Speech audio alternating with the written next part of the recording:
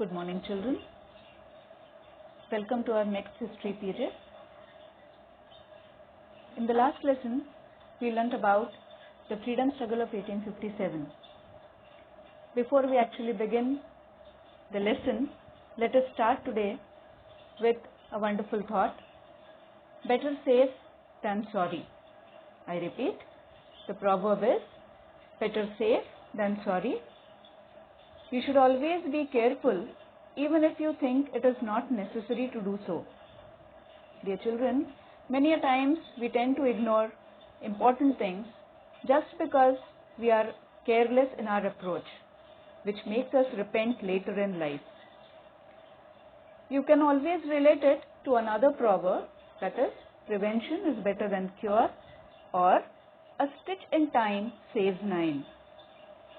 This thought suits today's condition of COVID-19 the best.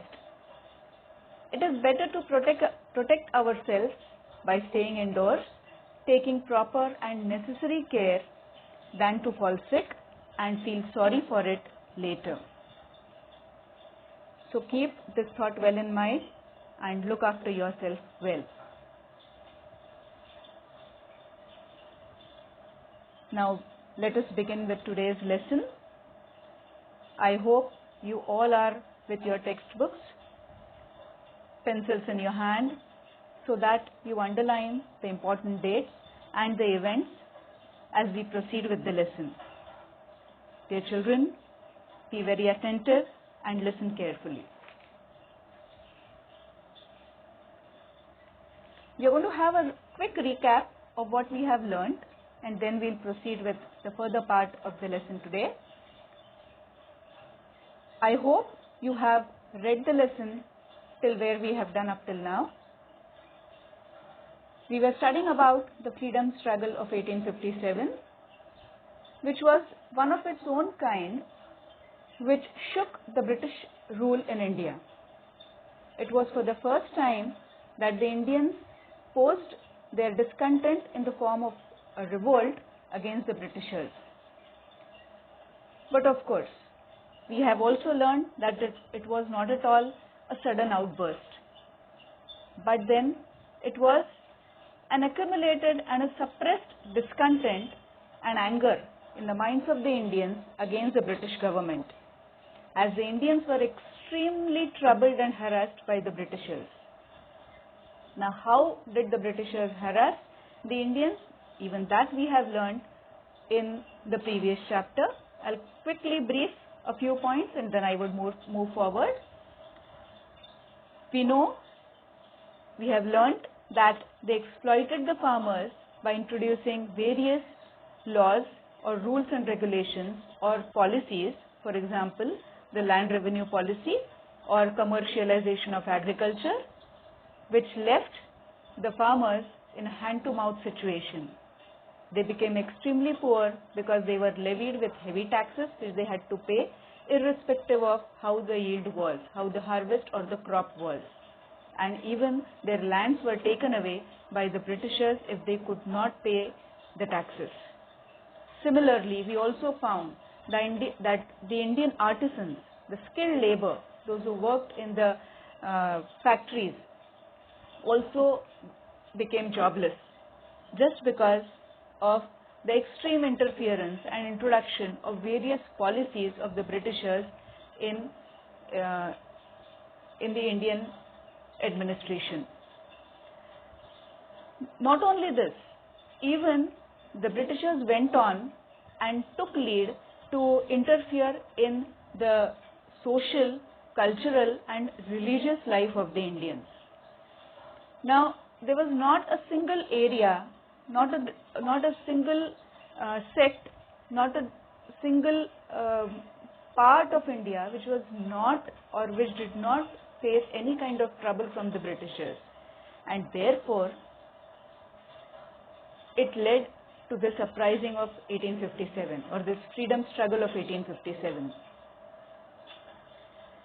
The Britishers also took lead in interfering in the deep-rooted integral part of the villages, that is the village system, which was followed in every village in India in those times. The people ultimately were gripped with a sense of insecurity and fear because the Britishers troubled them in every possible way. And this fear ultimately was given away in the form of a fierce fight in the year 1857 by various kinds of uprisings and revolts which took place in every nook and corner of India. We also learned, of course, these were the reasons, but then we have learned, and we will revise it today, that how these revolts started taking place in India one by one. Dear children, we have seen that these revolts were fought single-handedly in various parts of India. Like, for example, we learnt about the Paika rebellion. Now these Paikas, or this was a system in those times in India, that these Paikas were the standing army of the Indian kings, the local rulers, and the local rulers gave them a piece of land so that they could earn their source of livelihood when there was peacetime prevailing in the kingdom. But then the moment the Britishers made an entry on Indian territory and started interfering in every possible way, they scrapped this policy, and thus the Paika rebellion took place under the leadership of Bakshi Jagan Bandhu Vidyadhar in the year 1817. Likewise, dear children, there were three different sections in the society which we learned that they posed a fierce fight against the Britishers. The most discontented were the farmers. Because of the interference in the religious life of the people, the sannyasis and the fakirs also took part in the revolt. Rather, they led the revolt of the peasants, and precisely in the Bengal side, they led the peasants in various kinds of revolts which took place from 1763 to 1857. There were also revolts, big and small, which took place in states of Gujarat, Rajasthan, Maharashtra, and a few places in South India. In Maharashtra, we learned that a single-handed fight was posed against the Britishers, or a revolt took place under the leadership of Umaji Naik in Maharashtra, and he led a particular sect, that is Ramoshis, and he gave a fierce fight to the Britishers. Of course, unfortunately, he was caught and arrested and hanged in 1832. But then the moment these leaders were attacked, or these leaders were arrested and hanged, that triggered another revolt somewhere. So because people took inspiration, or maybe people felt more insecure and they became more angry, and therefore you have various parts in Maharashtra also, like Pune, Satara, Ahmednagar, Solapur, Nasik, which were in the forefront to pose big and small uprisings against the Britishers. Next one, the Indian tribes, which were equally harassed by the Britishers, and therefore they also took lead to fight against the Britishers in various parts, like the Chota Nagpur Plateau, the Gonds of Orissa, the Santals of Bihar, and of course the Gadkaris from Kolhapur, and even from the Konkan region we have the community, we have the tribe, the Phond Sawan. They all challenged the Britishers in every possible way. Of course, this was before 1857, but then all these revolts ultimately gave the Britishers an idea that if they will implement treacherous and repressive policies, the Indians are bound to retaliate in the form of some kind of fight to show their grievances.